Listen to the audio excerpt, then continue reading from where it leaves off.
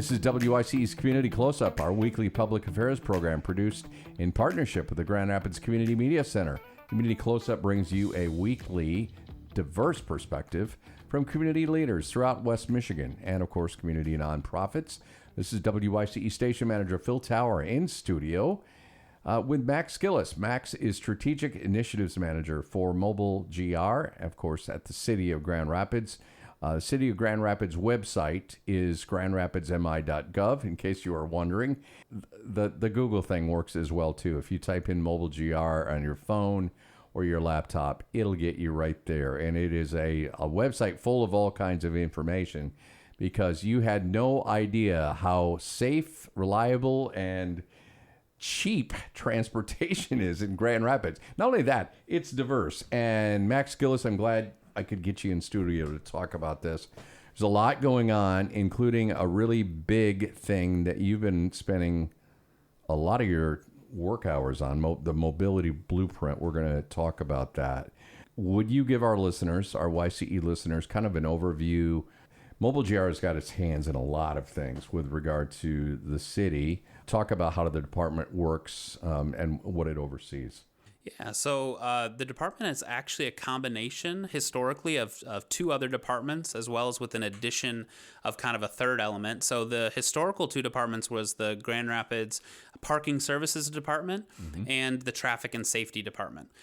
So in 2016, city leaders envisioned a department that combined those two, as well as adding an element that we call mobility, but it's focusing on things like transportation demand management, as well as multimodal kind of long-term strategic planning. So it's introducing new modes of travel to Grand Rapids and in some eyes, righting an inequity, which is this kind of heavy focus on single occupant vehicular motor vehicle travel. So in 2016, that was kind of the combination of these departments, and ultimately it led to a department that focuses on our on and off street parking systems, our traffic and safety elements of the city. So that's things from traffic signals to like engineering reviews of design, to promoting that multimodal travel, like I talked about, through things like our Dash Bus, our EV car share program, and our shared mobility programs. And that's kind of your thing, is how people get around the mobility options, and that's why it's called Mobile GR. We do have a lot of options, obviously.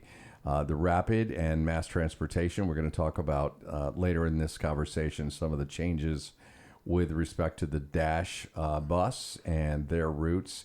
But I wanted to talk about the mobility blueprint, Mobile GR's mobility blueprint, which is essentially a long-range transportation implementation plan. That sounds like government wonk speak, and it probably is to an extent. Can you break down what that will mean, other than, if I'm going to guess, and you can correct me how close I get on this, mobility blueprint for Mobile GR is when we see the term long-range transportation, envisioning the city 10 or 15 or 20 years from now and envisioning what transportation will look like then and how to meet those needs. Is that a pretty good assessment? Yeah. So what's different about this and so many other plans, because I think something we hear, I'll also speak for myself, I hear a lot from community, is that we have a lot of plans, and at the city and at the regional level, at the area specific level. So what kind of sets this one apart, and I think makes this really crucial, is we see a lot of alignment between all of the strategic plans, whether that's, so I live in the Creston neighborhood, my area specific plan there, the city's community master plan, the Grand Valley Metro Council has a regional plan. All of them are pretty aligned on this vision they see for Grand Rapids 20 years in the future. What this plan will do, and this is why we're calling it an action or implementation plan, is this will lay out, like a blueprint, how we're going to build that future. And I think that's really important because I think there is a lot of alignment on the long-term plan, but there's a lot of misalignment or disagreement sometimes on how you achieve that. A great example for that would be, and I love our partners over at the water department, so I'm not picking on them, but let's say they have a strategic vision of having clean, safe water. Community generally don't disagree on what that is. There's some alignment there. But if someone says, I want a safe and accessible transportation system, there is a lot of disagreement when we talk with community. Some folks think that means protected bike lanes on every street. Some folks think that means more traffic lanes for vehicles. There's just a lot of, sometimes more specific details that are needed to be pulled out when we have these visions set for us. So what we're hoping to do with the mobility blueprint is develop a short-term implementation plan, and by short-term I mean 5 years. So not super short, but short in the relative to long-range planning. And that cycle will be refreshed every 3 years. So we'll really paint out for community exactly what we are interpreting their vision to be. And that means things as specific as saying we are going to add a protected bike lane or a transit infrastructure stop at this location in your community, and being clear up front. That's a really good point. And I hearing you talk about this, Max, reminds me, and it's important to remind our listeners, that 10, 15 years ago, we didn't have as many people living in downtown Grand Rapids as we do now. Downtown has become a high demand. People want to live there. It has a high quality of life. There's a lot to offer, more housing options than ever, and more coming. Yes, affordability is an issue. It's a question mark, but a lot of people want to live downtown because many of them work downtown or just see the quality of life. So that plays into this Mobile GR mobility blueprint as well. Yeah, certainly. I think one really interesting aspect to doing any sort of long-range planning at the City of Grand Rapids is to assess our density as a city. So a really cool element of that, or at least interesting to me, is we as a city geographically are actually slightly larger than the city of Boston and the city of Paris even. So the difference between those three cities, as you can imagine, is the number of people that live in them. So that's a difference in density. So the city of Grand Rapids, when it comes to growth, we're not limited by our geographic size. As we can see, two of major cities in the world have a slightly smaller footprint. So the difference there is density. So when you look at what are barriers that come between a city like Grand Rapids becoming something like the city of Boston, at least from a density perspective, a lot of times those barriers are transportation. And that's why I think this is such a crucial plan to Grand Rapids' future, because to your point, if more people want to come live here, if more people want to visit here or work here, then again, it's not necessarily the footprint that the size that's the problem. It's how people interact with our transportation network and what exists currently in our land. We're speaking with Max Gillis, Strategic Initiatives Manager for Mobile GR with the City of Grand Rapids. And again, you can just Google Mobile GR to learn more. About Mobile GR and its offerings. The mobility blueprint is what Max has been discussing with us in terms of the public-facing aspect of the vision, the mobility blueprint aspect, and the work. Your team at Mobile GR, Max, when might the public be seeing requests for involvement, for participation, for doing surveys, for attending meetings? Talk to us about the timeline. We're having this conversation the summer of 2026. Help paint that picture for us. Yeah, so that's a really good element to kind of highlight here. So historically, and I before I took on this role as the Strategic Initiatives Manager, I came up through the city as an engagement professional and did a lot of engagement community.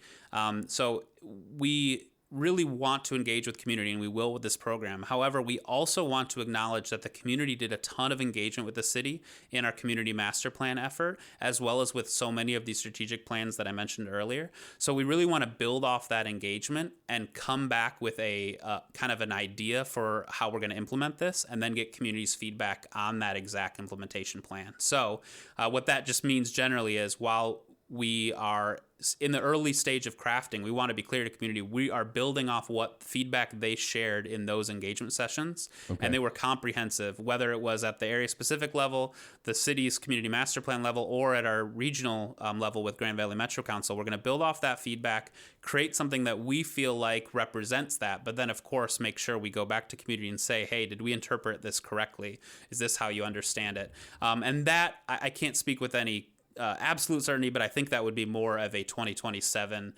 process, at least from when we have the plan finished. What we're going to be doing this summer is establishing our current, what exists currently within our transportation network, getting a really clear picture on what that is, and then identifying how we achieve that long-term goal and map it out. Makes sense. Max Gillis, Strategic Initiatives Manager for Mobile GR at the City of Grand Rapids, with us in WICE's Community Close-Up. So, Max, we had in early May changes to the Dash route. It became more concentrated, primarily shortening the route where the buses come every 8 minutes instead of every 15, Trip times will be shorter with a smaller route.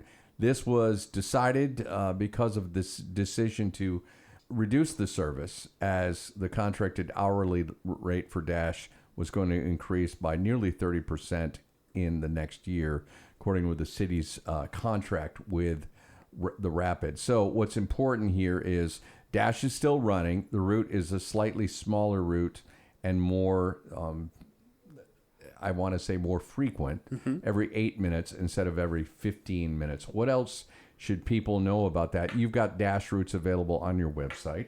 Yes. So the full route information is available on the website, but I think the real important or a real important takeaway here is this is a pilot route for a year. One of the most important things when you look across the country when it comes to free-to-ride transit services is finding sustainable long-term revenue to support that operational cost. And that's something that's really important to us. So when we budget for these things, we make sure that we have we're able to fund it for up to 5 years with at least existing in some sense. So we understand that community was, there's a loss here. And I think that's important to acknowledge that they lost some service area. And we, again, to have a long-term sustainable budget for this operationally, we had to make these, have to shrink the route a little bit and then increase the frequency was just an added bonus because of the shorter times, but also we wanted to prioritize the increase in frequency.